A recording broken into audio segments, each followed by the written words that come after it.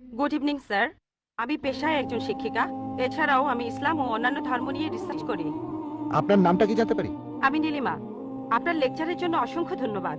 তবে আমি কিছু ব্যাপারে একটু জানতে চাই। যেমন আপনি ভবিষ্যৎ পুরাণের কথা বললেন, তৃতীয় খণ্ডের তৃতীয় অধ্যায় 5 থেকে 8 নম্বর শ্লোক। আমি আপনাকে আরেকটা ব্যাপার জানিয়ে রাখি যে হয়তো আপনিও এটা জানেন। ধরেন, ঈশ্বর যে নবীকে পৃথিবীতে পাঠান, সেই নবী তার উদ্দেশ্যে বলা ভবিষ্যৎবাণীগুলো পূরণ করবেন। যদি সেই নবী অর্ধেক বা তার কম ভবিষ্যৎবাণী পূরণ করেন, তাহলে তাকে নবী বলা যাবে না। এটা একটা সাধারণ যুক্তির ব্যাপার। এবারে ভবিষ্য পুরাণার কথা বলি। আপনি সেই ম্লেচ্ছ নেতার কথা বললেন, আর বললেন তিনি নবী মোহাম্মদ ছাড়া আর কেউ নন। আচ্ছা, আমি আপনার কথার প্রথম অংশটা মেনে নিচ্ছি, কিন্তু পরের অংশটা আপনি ব্যাখ্যা করে বলেননি। এখন আপনাকে বলি, ম্লেচ্ছ একটা সংস্কৃত শব্দ, আর সংস্কৃত ডিকশনারি অনুযায়ী ম্লেচ্ছ শব্দটার অর্থ অন্যায্য অথবা পাপী অথবা খারাপ লোক। ম্লেচ্ছ শব্দটার এই তিনটা অর্থ হয়। তাহলে কি বলা যায় মোহাম্মদ ছিল পাপী অথবা খারাপ লোক? আরেকটা ব্যাপার হলো, এই ভবিষ্যৎবাণীর দ্বিতীয় শর্তটা, সেটা হলো তিনি একটা মরুস্থলে জন্মাবেন। মরুস্থল এর অর্থ মৃতদের স্থান, কারণ মরু শব্দটা এসেছে সংস্কৃত মৃ থেকে, যার অর্থ মৃত্যু। তাই এখানে অবশ্যই আরবের মরুভূমির কথা বলা হচ্ছে না, কারণ সেটা ছিল অনুর্বর ভূমি আর যুদ্ধক্ষেত্র।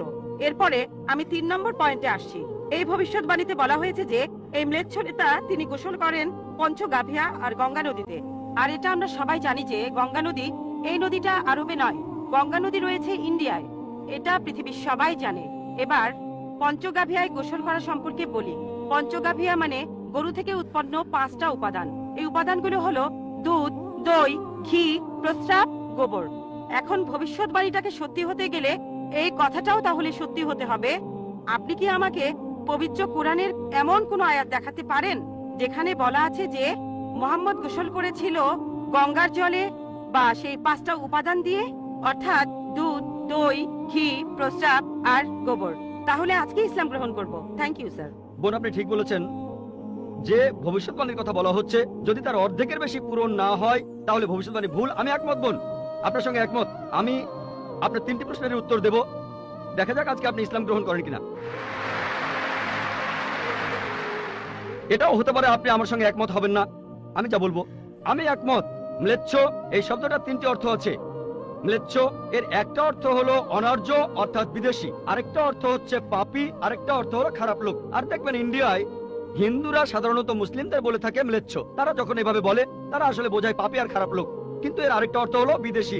যখন আমি লেকচারে কোনো ধর্মগ্রন্থ থেকে উদ্ধৃতি দেই, সেখানে একটা শব্দের যদি অনেক অর্থ হয়, ব্যাপারটা এমন না ধরেন শব্দটার 4টা অর্থ আছে, তার মধ্যে 3টা অর্থ এখানে খাটে না, মাত্র একটা ঠিক হলেও অর্থ সঠিক হতে পারে। যেমন ধরেন কোরআন বলছে তোমরা শূকর খেও না। আজকে যদি ডিকশনারি খোলেন, এই শূকর শব্দটার একটা অর্থ হলো পুলিশ অর্থাৎ পুলিশ অফিসার, তাহলে একটা অর্থ শূকর, আরেকটা অর্থ পুলিশ অফিসার।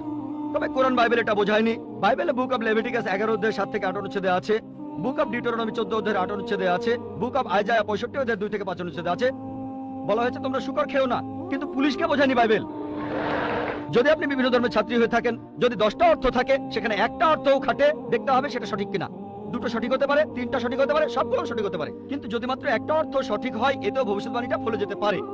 আমি আপনার সঙ্গে একমত যে ম্লেচ্ছ এর একটা অর্থ অনার্য, ইন্ডিয়ানদের দিক থেকে একজন বিদেশি। আর আমি আমার লেকচারে তখন বলেছিলাম ম্লেচ্ছ শব্দের অর্থ হচ্ছে বিদেশি। আর আপনি ভুল পথে গিয়ে বলছেন এখানে ম্লেচ্ছ মানে হচ্ছে পাপী। আপনি আসলে এখানে ভুল বুঝেছেন বোন। যদি আপনি বলেন কোরআন আর বাইবেল বলছে পুলিশদের খেও না, তার মানে আপনি বিভিন্ন ধর্মের উপর ছাত্রী নন, আপনি তাহলে এক পেশে। একটা অর্থে যদি ভবিষ্যৎবাণীটা পূরণ হয়। আরেকটা কথা, যদি সন্দেহ থাকে, আমি আরো 10টা পয়েন্টের কথা বলেছি, সবগুলোকে খণ্ডন করতে পারবেন না। আরেকটা বললেন মরুস্থল, এটার একটা অর্থ আমিও একমত, মৃতদের স্থান। তবে সংস্কৃতিতে মরুস্থল শব্দটার আরেকটা অর্থ হচ্ছে বালুময় স্থান। আপনি আজকে ডিকশনারি চেক করেন, সেখানে দেখবেন আমাদের ইসলামিক রিসার্চ ফাউন্ডেশনে এখানে সংস্কৃত ডিকশনারিও আছে। আমি বিভিন্ন ধর্মের উপর ছাত্র, এটা মানছি যে একটা অর্থ হচ্ছে মৃতদের স্থান, আরেকটা অর্থ হচ্ছে বালুময় স্থান, কিন্তু ভুল অর্থটা আপনি নিচ্ছেন কেন? তাহলে তো আপনি ভুল পথে চলে যাবেন। যদি পারমুটেশন আর কম্বিনেশন গুলো দেখেন, অন্য যে পয়েন্টগুলো বলেছি সেগুলো পুরোপুরি সঠিক। এখানে আপনাকে সঠিক উত্তরটা বেছে নিতে হবে। তাহলে মরুস্থল শব্দটার একটা অর্থ হলো বালুময় স্থান বা মরুভূমি। আপনার 3য় প্রশ্নতে আসি, আপনি ইসলাম গ্রহণ করবেন ইনশাল্লাহ? 3য় প্রশ্নটা, আমি যে ভবিষ্যৎবাণীটার কথা বলেছি যে নবী মোহাম্মদ সাল্লাল্লাহু আলাইহি সাল্লাম পঞ্চগর্ভে গোসল করেছিলেন গঙ্গা নদীতে, এখানে বুঝে নিতে হবে যখন আমরা বলছি যে হিন্দুদের রীতি অনুযায়ী যে কেউ পঞ্চগর্ভে বা গঙ্গায় গোসল করবে তার অর্থ বিশুদ্ধ হবে। একটা অর্থ শারীরিকভাবে গঙ্গায় ডুব দিলেন, আমারও মনে হয় না নবীজি ইন্ডিয়া এসে গঙ্গায় ডুব দিয়েছিলেন। আরেকটা অর্থ বিশুদ্ধ হওয়া, তখন ব্যাখ্যা করিনি কারণ লেকচারটাই অনেক লম্বা ছিল। এই টপিকটা নিয়ে আমি সারাদিন কথা বলতে পারি, আমি এখানে খুব বিস্তারিত বলিনি। আমি প্রত্যেকটা ভবিষ্যৎবাণী নিয়েই আরো কয়েক মিনিট বলতে পারি, সব মিলিয়ে ঘন্টাখানিক বলতে পারবো। এখানে পঞ্চগর্ভে গোসল করা মানে হচ্ছে বিশুদ্ধ হওয়া। এখানে প্রসঙ্গটা বুঝতে হবে, শারীরিকভাবে গোসল করার অর্থ এখানে বলা হয়নি।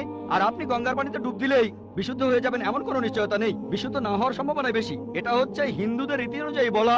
তাই এখানে ভবিষ্যৎবাণীটা বলছে যে নবী মোহাম্মদ সাল্লাল্লাহু আলাইহি সাল্লাম পঞ্চগর্ভে গোসল করেছিলেন। তার মানে এই না যে তিনি এখানে এসেছিলেন, মানে হলো আল্লাহ তাআলা তাকে বিশুদ্ধ করেছিলেন। আমরা বিশ্বাস করি যে আল্লাহ তাআলার সকল নবী, সকলেই হোক তিনি মুসা বা ঈসা আলাইহিস সালাম অথবা মুহাম্মদ সাল্লাল্লাহু আলাইহি সাল্লাম, তারা সকলেই ছিলেন মাসুম, তারা ছিলেন নিষ্পাপ, ছিলেন বিশুদ্ধ।